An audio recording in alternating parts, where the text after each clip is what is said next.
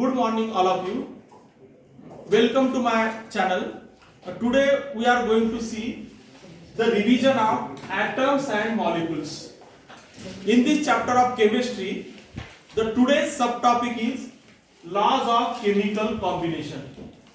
Laws of chemical combination क्या है? इसमें कौन से दो laws है और उसमें हमें क्या देखने का है? तो first question regarding this: Who discovered the परमाणु and defined परमाणु? किसने परमाणु डिस्कवर्ड किया है? तो परमाणु इज डिस्कवर्ड बाय महर्षि कनाद. हम इंडिया में कनाद ऋषि भी कहते हैं उन्हें.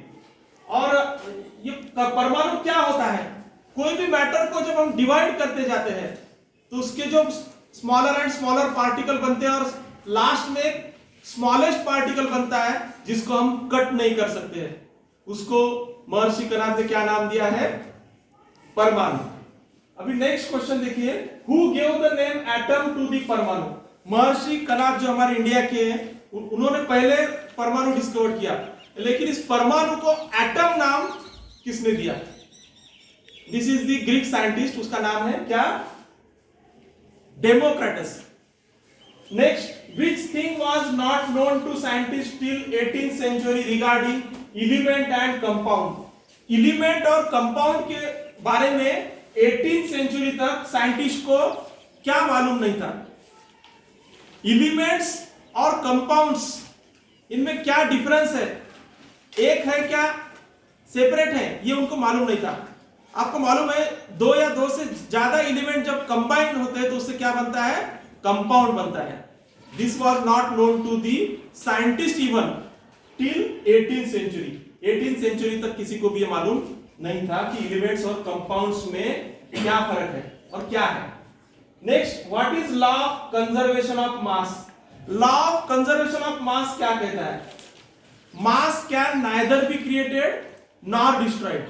This is the law of conservation of mass. Mass को हम क्रिएट भी नहीं कर सकते और नष्ट भी नहीं कर सकते, चाहे वो केमिकल रिएक्शन हो. केमिकल रिएक्शन में जो भी मास पार्ट लेता है that cannot be created automatically also or destroyed. Next, what is the speciality of the formation of the compound? जब कंपाउंड फॉर्म होता है तो उसका क्या स्पेशलिटी रहता है? Suppose for example H2O is the compound, उसमें हाइड्रोजन भी है और ऑक्सीजन भी है, तो उसमें हाइड्रोजन का जो मास रहता है 8 ग्राम और ऑक्सीजन का मास रहता है 1 ग्राम. तो दोनों मिलकर टोटल कितना होगा H2O का mass? 9 gram. All of you got this? यानी this is the speciality of the compound, that whatever the mass of the element present in that is constant. Okay, next, what is the law of constant proportion or definite proportion? This also states the same thing. जो भी compound रहते हैं उनमें जो elements रहते हैं उनका जो मास रहता है वो कांस्टेंट रहता है, इन डेफिनाइट प्रोपोर्शन रहता है, यानी पर्टिकुलर रहता है, वो चेंज नहीं रहता है हर कंपाउंड में. Next, on which two laws Dalton's atomic theory is based? Dalton ने कौन सा थ्योरी पोस्टुलेट किया? उसने एटॉमिक थ्योरी. तो डाल्टन्स एटॉमिक थ्योरी कौन से दो लॉज पे डिपेंड है? हमने जो लॉज देखे वही है ना, law of conservation of mass and law of constant proportion. इन्हीं दो लॉ पे डाल्टन्स एटॉमिक थ्योरी डिपेंड है. तो लास्ट में Which are the postulates of Dalton's atomic theory? Dalton का जो एटॉमिक थ्योरी है उसमें कौन से चीज है, क्या बताया उसने, किसके बारे में बताया? एटम के बारे में ही बताया ना, क्योंकि थ्योरी का नाम ही क्या है? Atomic theory. तो Dalton told regarding the atoms in the atomic theory. तो पहला वो पोस्टुलेट क्या उसमें?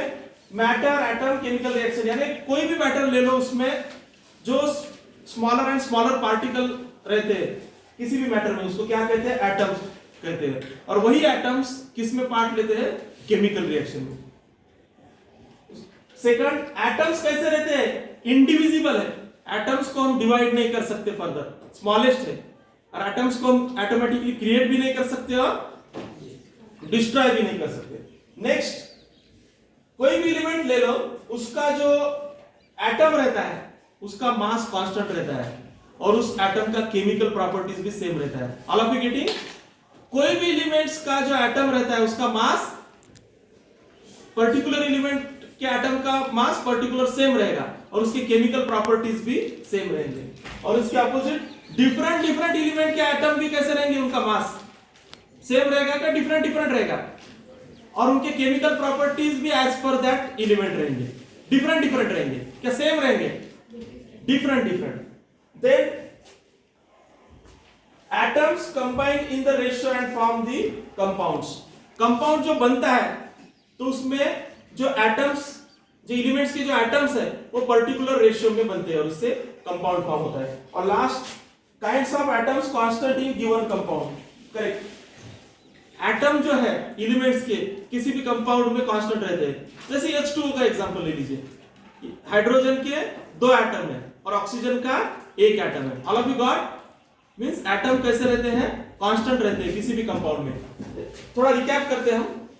आज हमने क्या देख लिया है, लॉज ऑफ केमिकल कॉम्बिनेशन। कौन से टॉपिक में, एटम्स एंड मॉलिक्यूल्स में। तो इसमें एटम्स क्या है, एटम किसने डिस्कवर किए हैं, एटम के बारे में जो थ्योरीज है ना, डाल्टन्स एटॉमिक थ्योरी, और कि कौन से 2 लॉज पे है, वो 2 लॉज भी हमने देखे। कौन से 2 लॉ है, law of conservation of mass and law of constant proportion. और कंपाउंड और एलिमेंट में क्या फर्क है, दोनों सेम है क्या अलग अलग है, अलग अलग है। एलिमेंट से कंपाउंड बनते हैं, 2 और more elements combine and form the compound. तो कंपाउंड में किस प्रकार से उनका प्रोपोर्शन रहता है, केमिकल प्रॉपर्टीज एलिमेंट्स का वगैरह, all this thing today we have seen in laws of chemical combination. Thank you.